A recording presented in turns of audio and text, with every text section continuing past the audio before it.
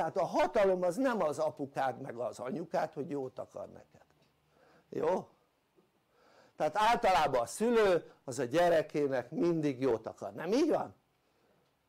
Ha te szülő vagy, te mindig úgy gondolkodtál, nem, hogy te jót akartál a gyerekednek, nem így van? Akárhány gyereked van, mindig a szülő az mindig jót akar a gyerekének. És az a baj, hogy összetévesztik a hatalmat az emberek a szüleikkel.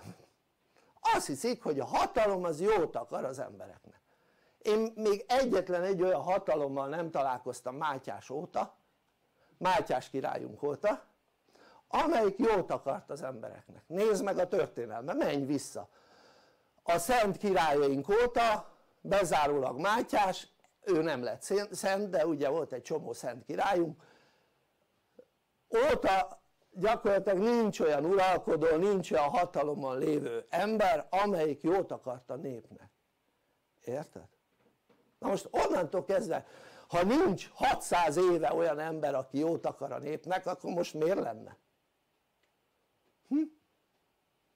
És ugyanúgy a világon mindenütt, gondold végig, ők a saját uralkodóházukban találnak egy múltbéli uralkodót is az elmúlt pár száz évben, amelyik jót akart nekik, de hogy találnak? Akkor most a hatalmon lévők miért akarnának jót? Hát most képzeld el, mondjuk a magyar királyokat úgy lehetett koronázni, hogyha egy olyan király fejére tették a koronát, amelyik rosszat akart a népnek, érted? Akkor megőrítette a korona. Ezért például a Habsburg uralkodók nem is rakták fel a fejükre sose, érted? Mert ezt tudták. Tehát úgy voltak úgy volt a Szent Korona megcsinálva, hogy ilyen energiákkal rendelkeznek, hogyha rosszat akar a népnek akkor az illető király, érted? Akkor beleőrül. És ezt tudták a Habsburg uralkodóink, érted? És egy sem tette föl sose a koronát. Tehát egyébként a koronánk az beavató korona, és ezért a Habsburgok tudod mit csináltak velük? Fogták, a koronával fogták és átalakították a koronát, hogy ezt a hatást ezt megváltozzon a koronába, érted? Tehát a koronánk úgy volt kialakítva eredendően, hogy megőrítse azt az uralkodót, szó szerint beleőrüljön az uralkodásba az, amelyik a nép ellen tesz. Hoppá! Utoljára az ilyen koronázott királyunk, ugye az gyakorlatilag tudomásunk szerint Mátyás volt. Oké? Tehát ha megnézzük ezeket a dolgokat, szerinted itt van olyan uralkodó, itt Európában uralkodó, hatalmon lévő, mert ezek nem uralkodók, ugye hatalmon lévők, amely jót akar a népnek? Hát ugye a rendszerváltástól teljesen lehetett látni, hogy itt aki hatalomra kerül, neki csak egy dolga lesz, hogy tömje a zsebét. Ezt tök lehetett látni. Miért? Mert porbafingók kerültek a parlamentbe. Oké? Olyanok, mert régen kik voltak a parlamentben? Hát ha megnézed a nemeseket, tehát megnézed a nemeseket, tudod miért hívják őket nemesnek?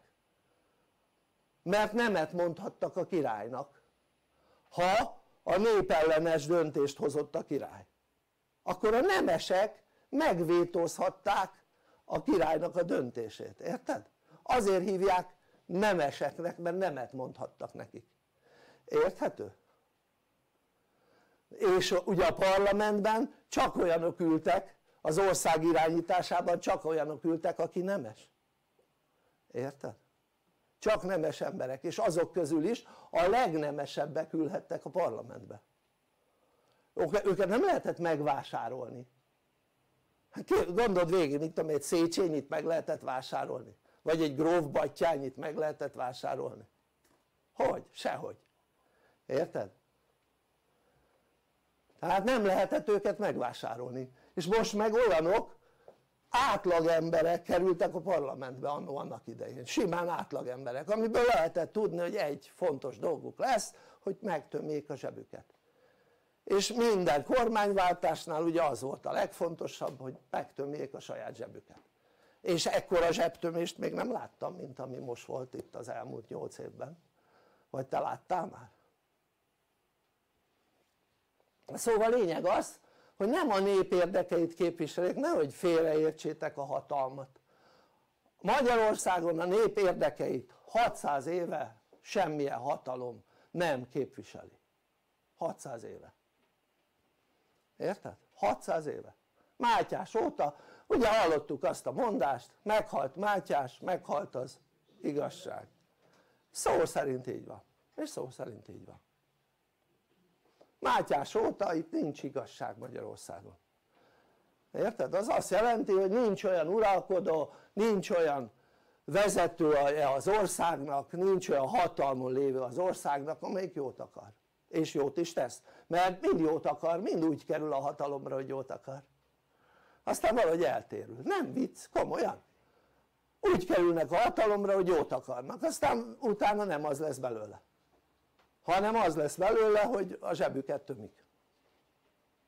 Szóval egy érdekes világban élünk, és ezt csak azért mondom el, hogy tud, valami ellensúly legyen már, hát nem tud lenni a hatalmas média kampánnyal szemben, ami egyszer nem tud semmilyen ellensúly lenni, mert az nem ellensúly, hát ez semmi, az olyan, mint mikor a mérleg egyik serpenyén van 1 kiló, a másikon meg 1 gramm. Érted? Hát nyilván, hogy el fog billenni az a serpenyő, érted? Szóval a lényeg az, hogy körülbelül most az igazság oldalán körülbelül ilyen az 1000 grammhoz képest 1 gramm van, körülbelül annyi. Egy ilyen világban vagyunk, de hát ebben kell az embernek boldogulnia, érted? De minél többször olyan dolgokkal foglalkozol, amin változtatni nem tudsz, érted? És nem keresed azt a lehetőséget, amivel boldogulni tudsz ebben a világban, hát akkor így jártál. Akkor szépen romlani fog a hangulatod folyamatosan, azt irány a temető. De nem mint látogató, hanem mint ott maradó. Jó? Ugye a temetőben néha szoktunk menni látogatni, ahol semmi gond nincs, csak az a baj, mikor ott maradunk. Jó? Tehát